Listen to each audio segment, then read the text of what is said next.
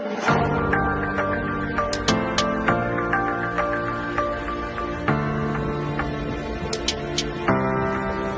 өзіміз осы районда тұрамыз.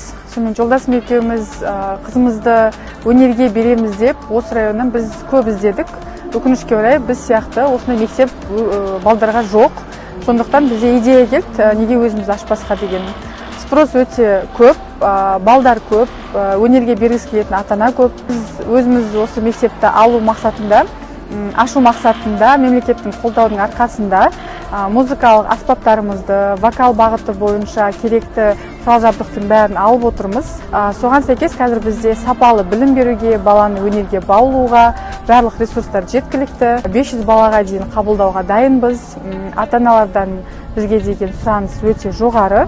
Және бізде білікті мамандар жұмыс жасайды. Шәмші Қалдаяқов атындағы филармонияның мұғалімдері жасайды. САС колледжінің білікті мамандары жұмыс жасайды бізде. Және бізде айтып кететіндей, актерлік шеберлік бағытында Ресейден келген шетелдік мұғалімдер жұмыс жасайды. Мемлекеттің қолдауының арқасында осындай дәрежеге жетіп отырмыз. Кез келген бағытта, өнер бағытында қосалқы үйірме ашуды тағы да жоспарлап отырмыз.